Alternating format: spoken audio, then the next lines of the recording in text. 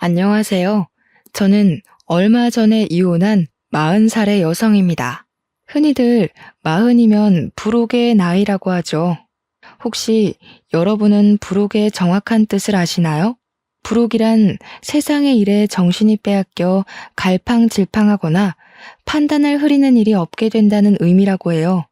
사실 저는 이런 불혹의 참뜻을 30대 후반이 돼서야 처음 알았는데 그 당시만 해도 과연 내가 세상에 갈팡질팡하지 않고 유혹이나 주변의 말에 흔들리지 않고 굳건해지는 날이 올 수 있을까 싶었어요. 왜냐면 저는 아주 어릴 때부터 남의 말에 아주 잘 흔들리고 거절하지 못했거든요. 돌이켜보면 그동안 내 생각과 내 고집은 하나도 부리지 않고 좋은 게 좋은 것이라는 생각으로 남의 말을 아주 잘 들으며 살아왔던 것 같아요.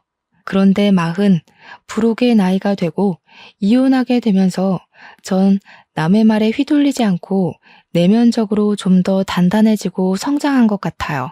그저 유순하게만 살아왔던 제가 왜 이렇게 변하게 되었는지 지금부터 저의 이혼 이야기를 해보려고 해요. 저의 남편은 치과의사였어요. 흔히 남편이 치과의사라고 하면 잘 살 것으로 생각하지만 저는 그러지 못했어요. 왜냐하면 남편이 치과에서 돈을 벌면 그 돈이 모두 다 시댁으로 들어갔거든요. 그래서 정작 저는 경제적으로 넉넉하지 못하게 살았어요.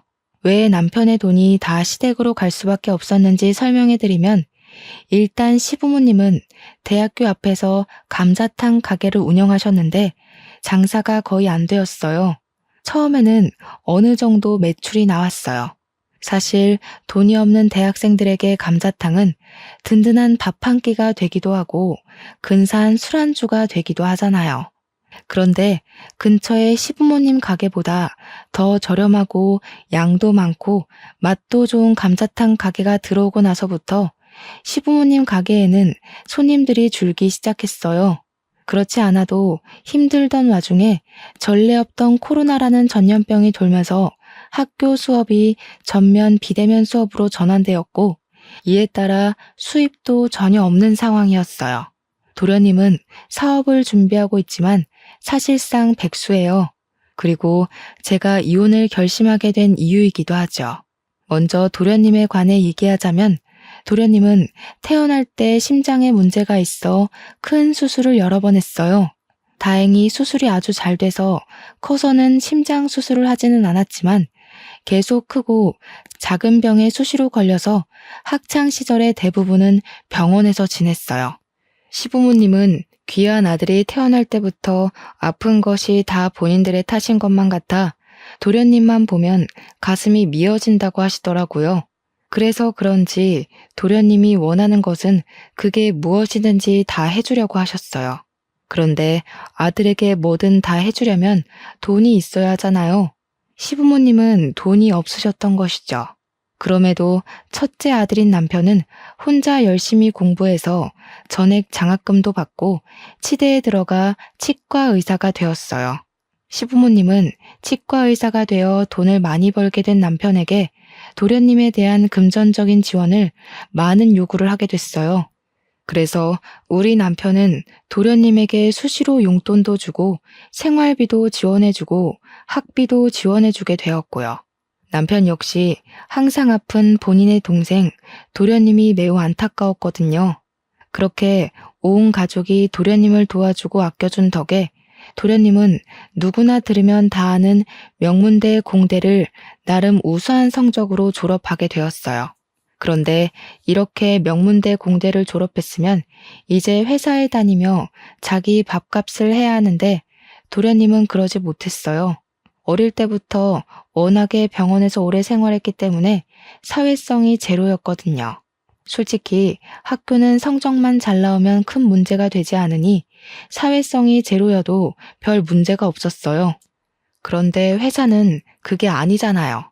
회사는 나만 잘한다고 되는 것이 아니라 팀원들과 함께 일을 해야 하고 상사와도 잘 조율하며 지내야 하잖아요.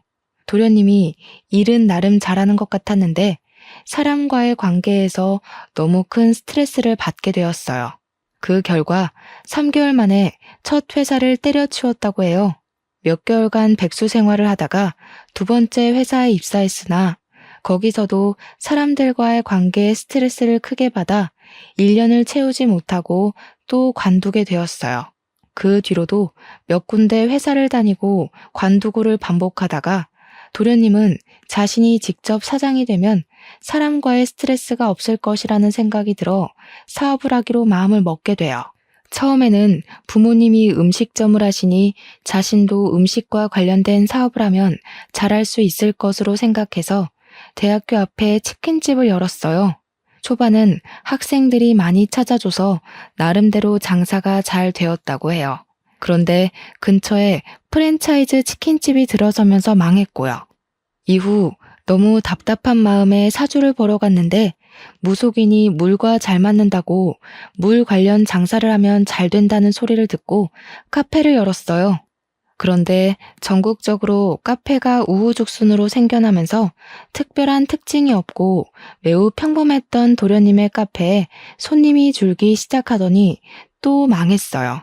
이렇게 두 번의 사업을 시작하고 망하면서 드는 비용은 다 남편의 돈으로 해결했어요.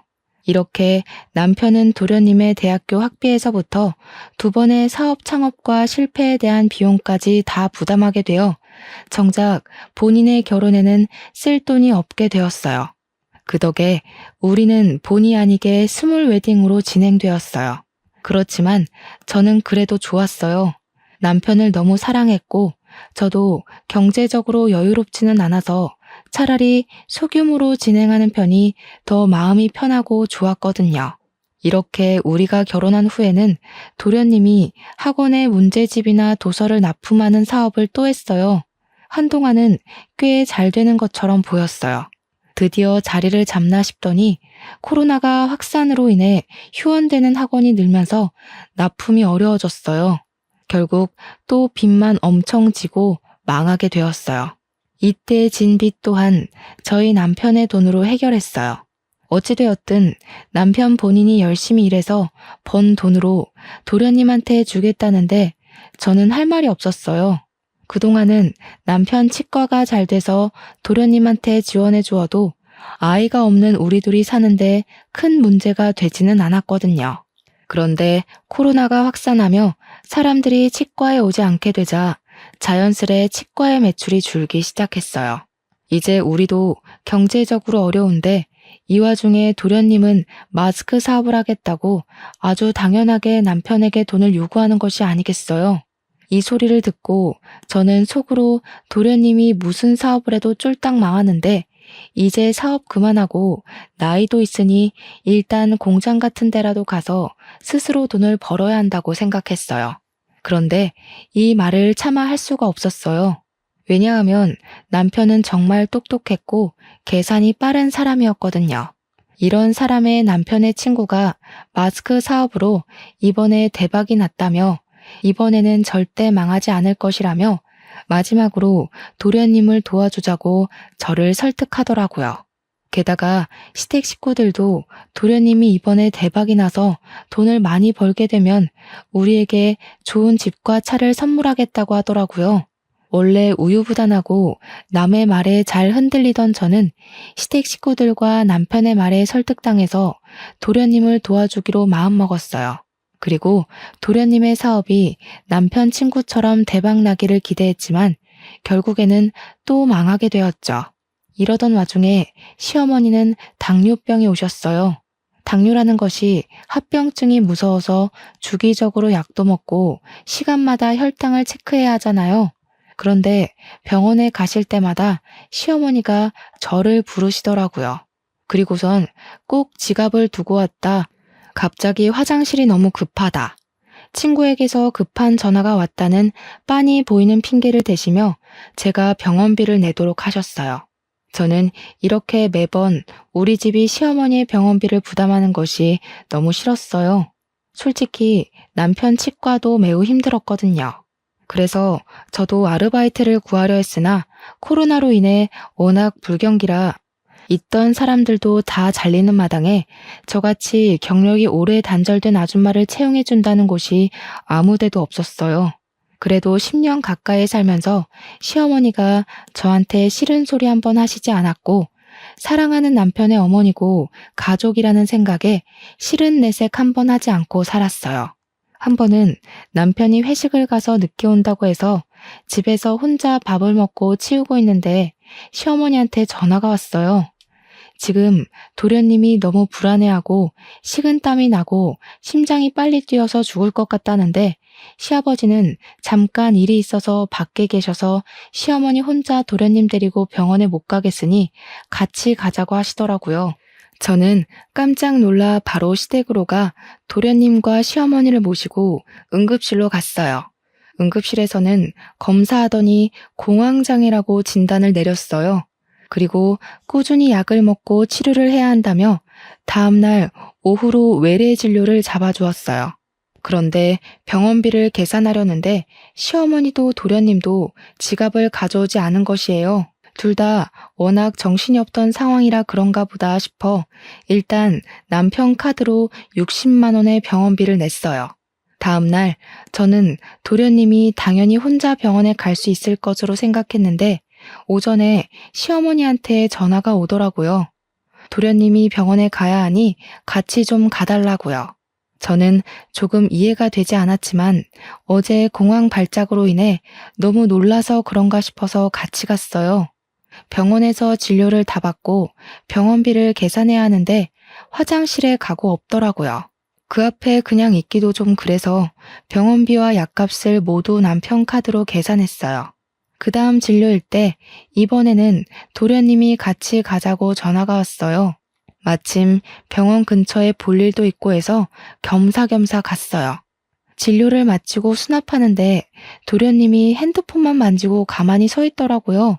또 제가 계산하라는 수작 같아 보여서 도련님한테 대놓고 여기서 계산하시라고 말했어요. 그랬더니 못 들은 척하고 핸드폰을 보며 자판기 앞으로 가서 괜히 커피를 뽑고 있더라고요.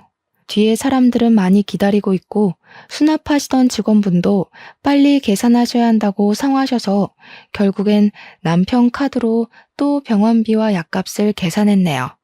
그날 제가 남편 카드를 내면서 2번 다시는 도련님과 같이 병원에 오지 않으리라 다짐을 했어요.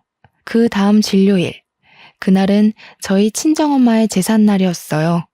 사실 전 아버지가 어릴 때 돌아가셨고 친정엄마와 둘이서 살았는데 친정엄마마저 지병으로 5년 전에 돌아가셨어요. 남편은 바쁘다는 핑계로 매년 제사에 참석하지 못해서 저 혼자 이모 집으로 가서 이모와 함께 제사를 지내곤 했어요. 그날도 제삿날이라 이모 집에서 음식 장만하느라 바쁜데 도련님한테 전화가 오더라고요. 형수, 저 오늘 병원 가야 하는데 같이 가요. 이거 어쩌죠? 저 오늘 친정엄마 제사라 큰이모 댁에 와 있어요. 이모 댁이 우리 집 근처 아니에요? 병원 예약되어 있어서 시간 많이 걸리지도 않고 제사는 밤에 지내니까 일단 나랑 같이 병원에 가요. 병원에 갔다가 다시 가서 음식 장만하고 제사 지내면 되잖아. 형수가 같이 안 가면 나 누구랑 가요? 죄송하지만 그건 힘들 것 같네요. 지금 음식 장만을 거의 못해서요. 알겠어요. 그럼 그냥 병원비나 보내줘요. 아마 저번에 나온 병원비 그대로 보내면 될 거예요. 계좌번호 지금 카톡으로 보낼게요. 제가 왜 도련님한테 병원비를 보내야 하죠? 그리고 지금 제가 이모댁이라서 돈 이체하기 힘들 것 같네요. 죄송해요. 아니, 형수 폰뱅킹 하잖아. 핸드폰으로 금방 이체하는데 그거를 왜 못해요? 왜? 이해가 안 되네? 설마 지금 그깟 병원비 아까워서 그래요? 솔직히 그 돈 형수 돈 아니잖아. 우리 형이 일해서 번 돈이잖아. 어차피 형 돈으로 생활하면서 꼴의 유세는 무슨. 못 보내주면 말아요. 병원 안 가고 확 죽어버리면 되지. 도련님은 돈을 이체하지 못하겠다는 제 말에 불같이 화를 내며 자신의 할 말만 하고 끊었어요. 저는 다른 사람이 제게 이렇게까지 화를 낸 것은 처음이라 손이 덜덜 떨리고 심장이 두근거렸어요. 누군가와 통화를 한 뒤 겁에 질린 저의 모습을 본 이모는 깜짝 놀라 왜 그러냐고 하셨어요.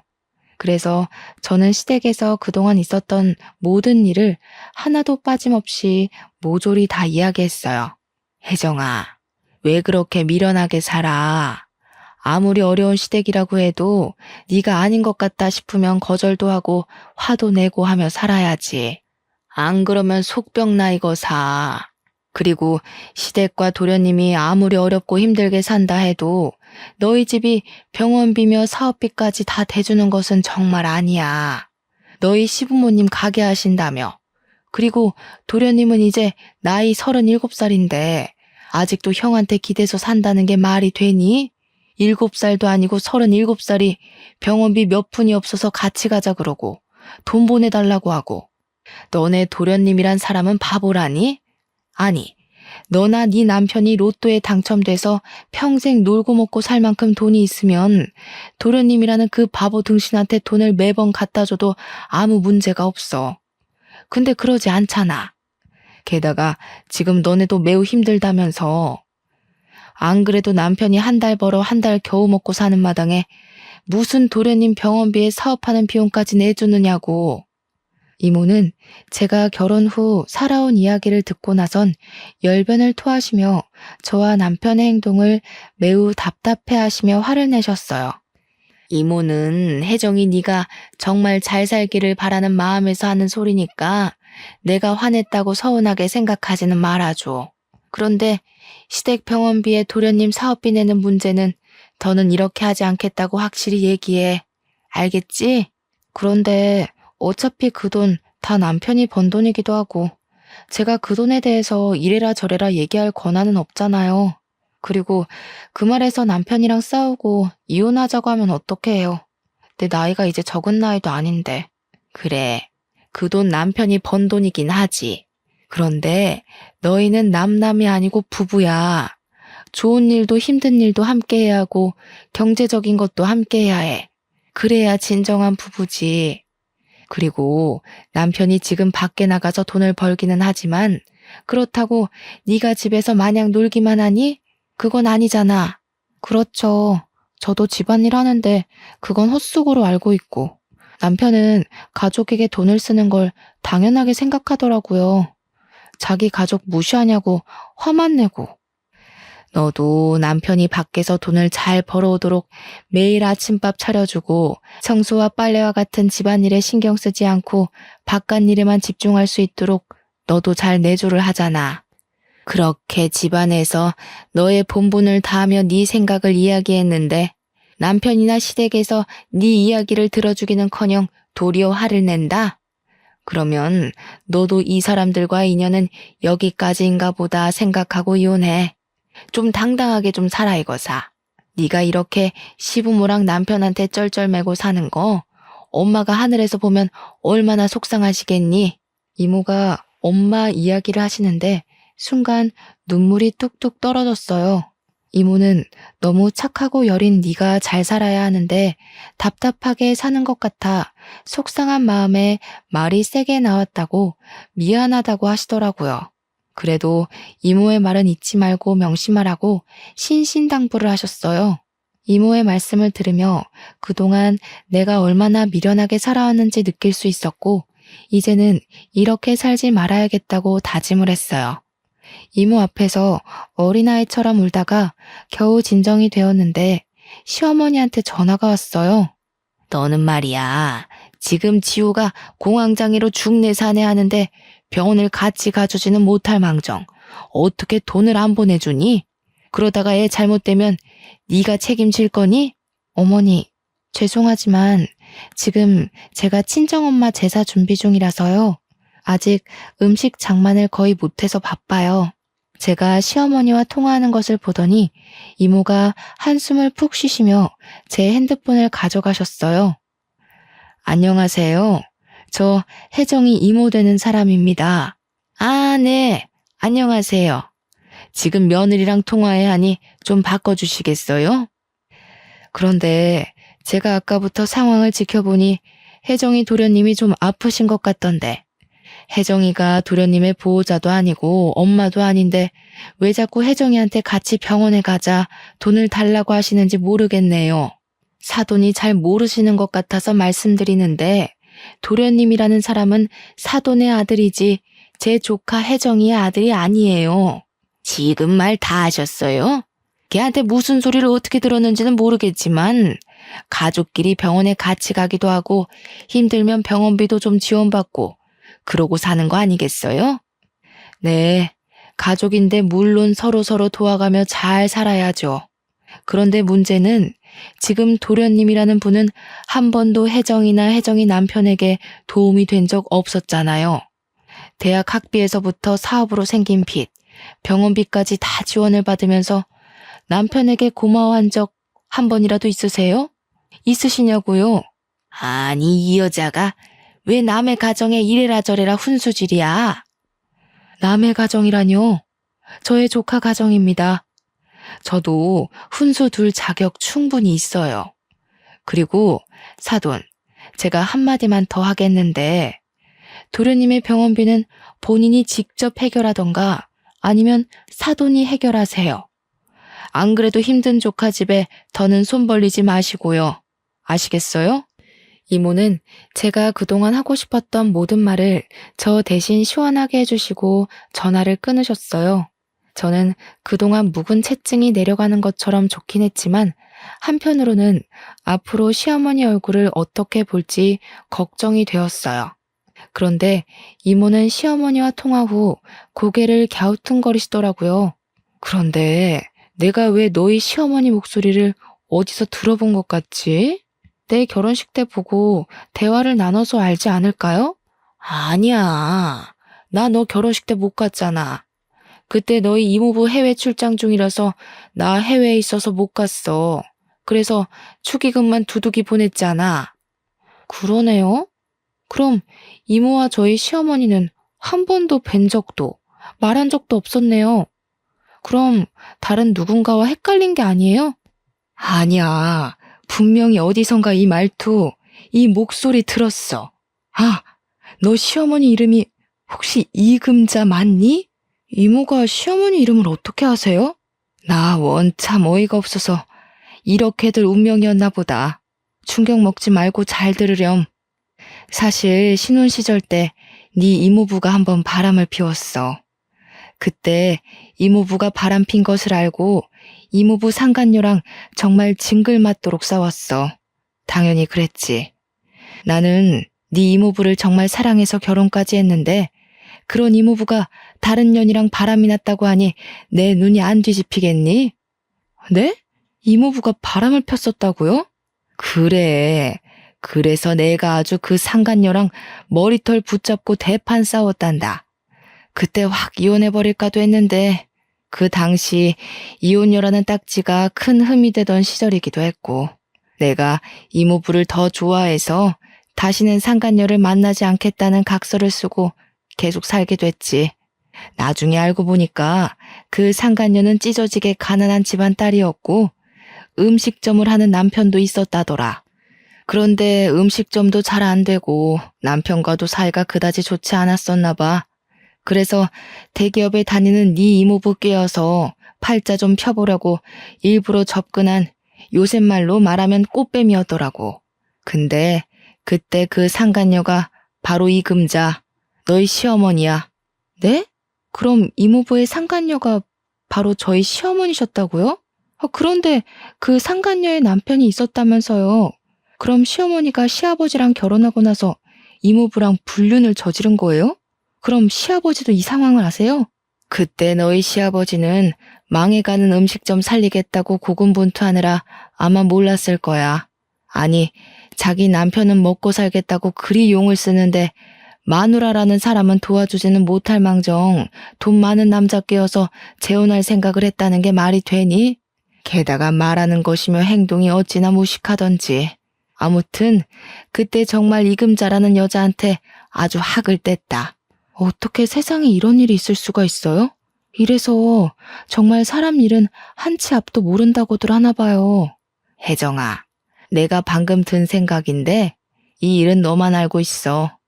그러다가 나중에 네가 이제는 정말 이혼을 해야겠다 싶을 때 그때 크게 터트려서 써먹으렴.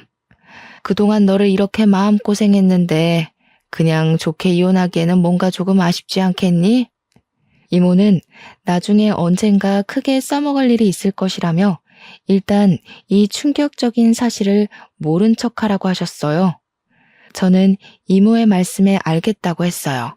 다음 날 엄마의 제사를 무사히 마치고 집에 와 늦잠을 자고 있는데 시어머니가 집으로 오라고 전화가 왔어요. 전날 이모와 대화하며 더는 답답하게 살지 말아야겠다고 다짐은 했지만 어디 사람 본성이 어디 가나요. 전날의 패기는 다시 다 잊은 채 시댁에 떨리는 마음으로 갔어요. 시댁에 도착하니 시어머니가 도끼 눈을 뜨고 저를 쳐다보았어요. 야, 너네 이모한테 무슨 얘기를 어떻게 했길래 우리 집을 욕먹게 만들어? 그깟 병원비 얼마나 한다고? 어머니 당뇨병 병원비에 도련님 공황장애 병원비까지 솔직히 한 달에 병원비만 50에서 60만 원이나 나와요. 게다가 예전에 도련님 사업하고 망한 빚까지 아직 갚고 있고요. 솔직히 이제 치과도 코로나로 타격이 큰데 매번 병원비 부담하기가 너무 벅차요. 어머, 얘 나한테 화내는 것 좀 봐라. 그래도 너희 집이 가장 경제적으로 여유롭잖아. 그리고 그 돈이 네 돈이니? 다 우리 지훈이가 치과에서 열심히 일해서 번 돈이지. 내가 네 돈 내라는 것도 아니고 우리 아들 돈 내가 쓰겠다는데 왜 네가 호들갑이야? 시어머니의 어이없는 말씀에 저는 기가 막혀서 말문이 턱 막혔어요. 그리고 우리 아들이 그렇게 죽을 똥 쌀 똥으로 일하는데 네가 언제 도와준 것 있니?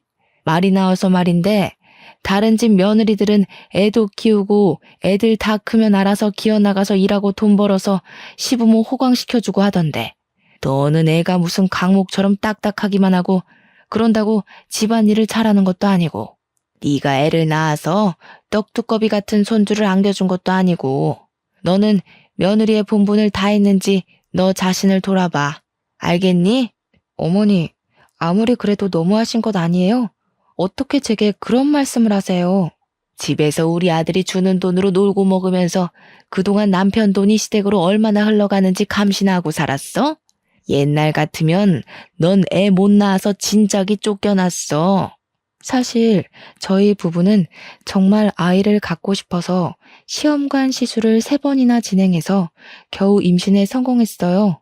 시어머니는 저의 임신 소식을 듣고 얼른 다니던 회사를 관두라고 하셨어요. 임산부가 회사에 다니면 안 좋다고요.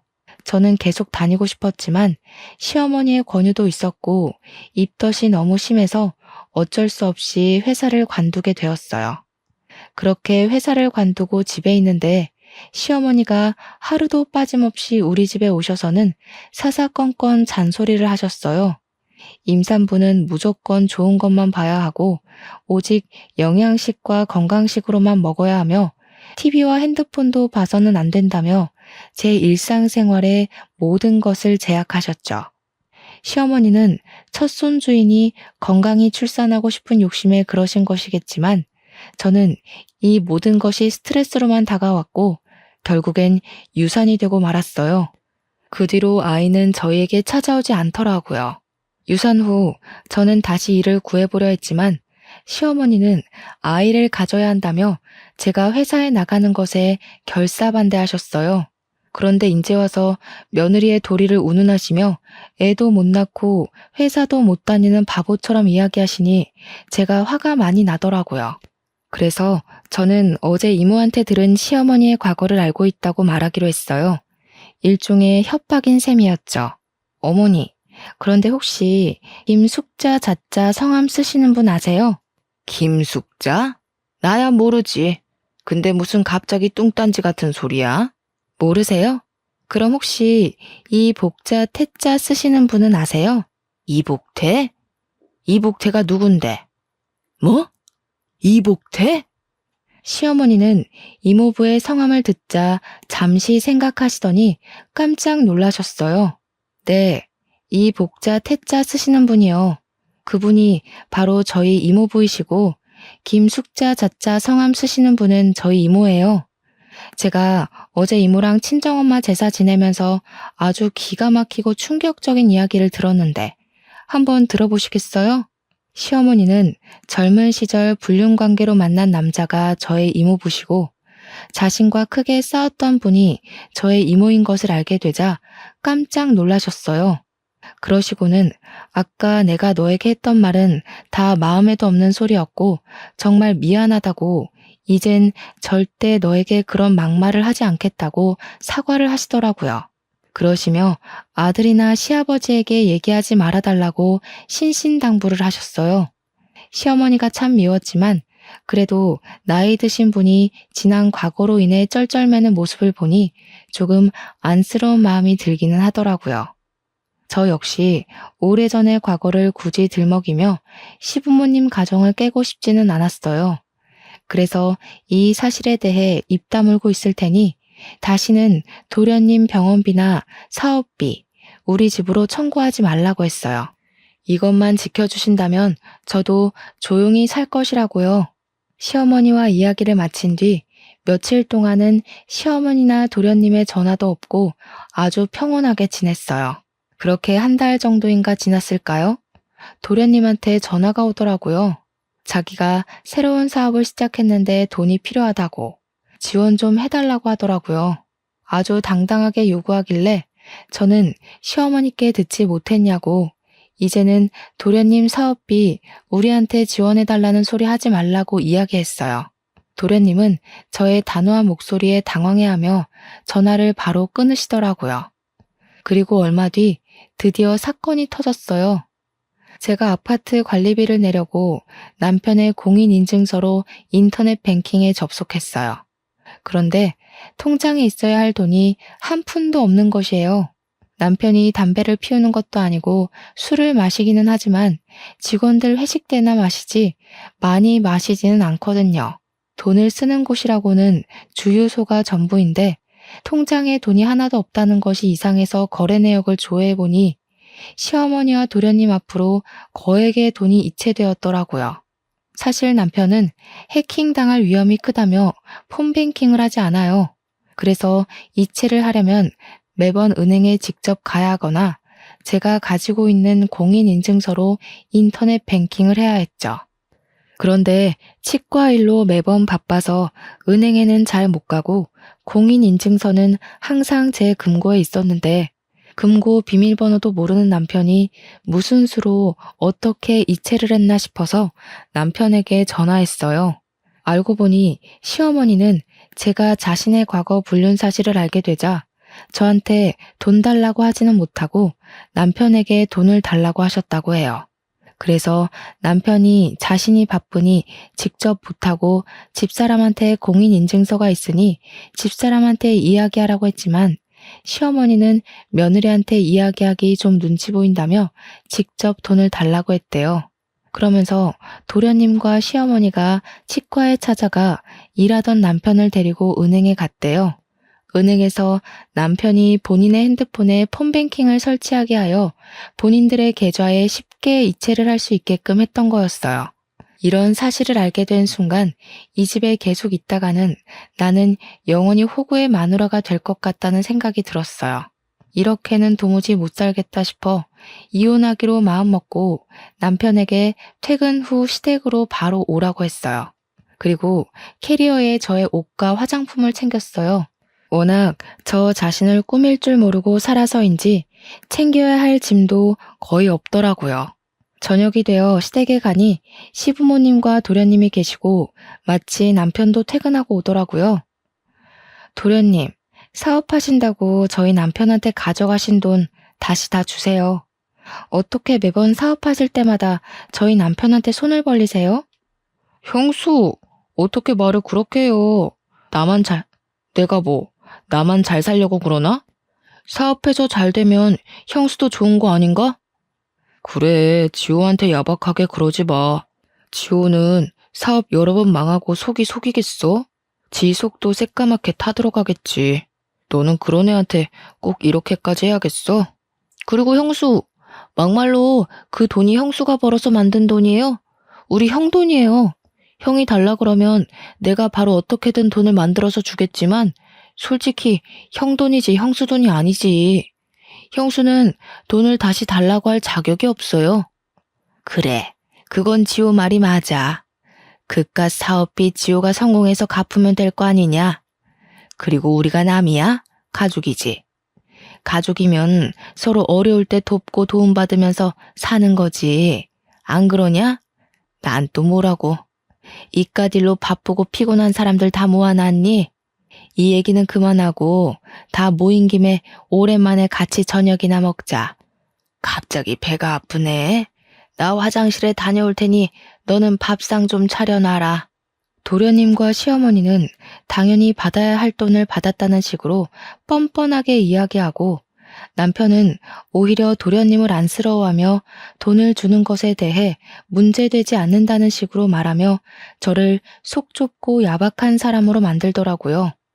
저는 이제 더는 참을 수가 없었어요. 이모를 통해 알게 된 시어머니의 과거를 바로 터뜨리기로 마음먹었어요. 시어머니가 화장실에 들어가시자마자 저는 스피커폰으로 이모에게 전화를 걸었어요.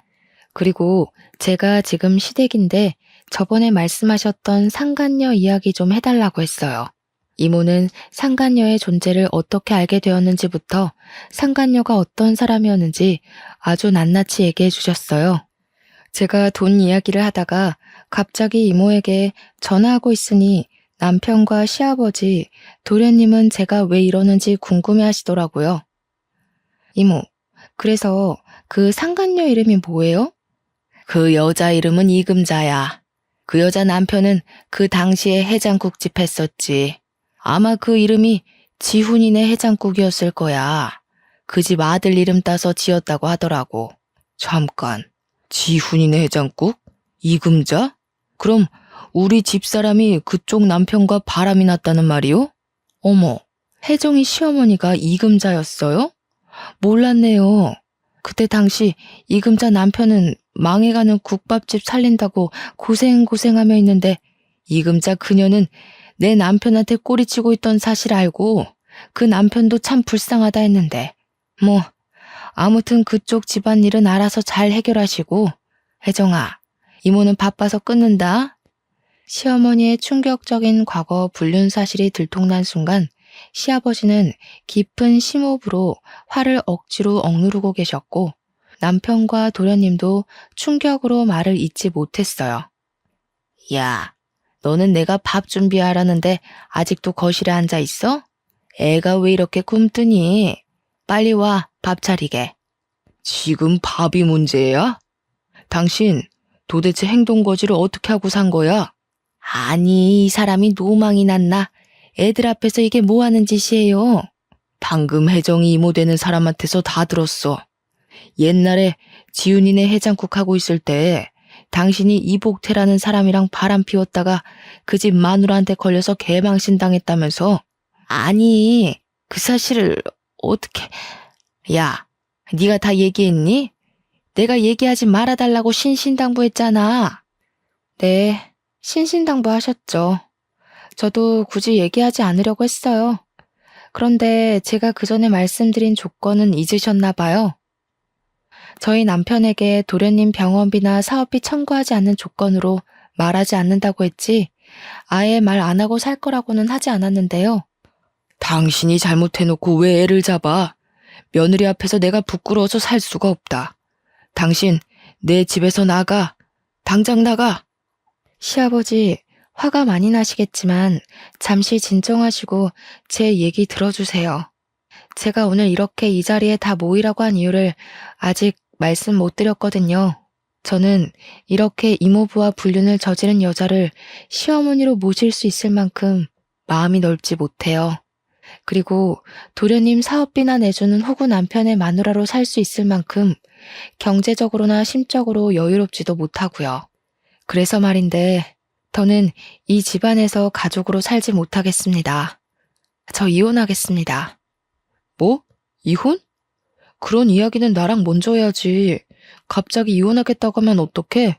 당신은 그동안 내가 시댁에 돈 나가는 것으로 뭐라고 하면 야박하다고 속 좁다고 뭐라고 하면서 내 편은 한 번도 안 들더라?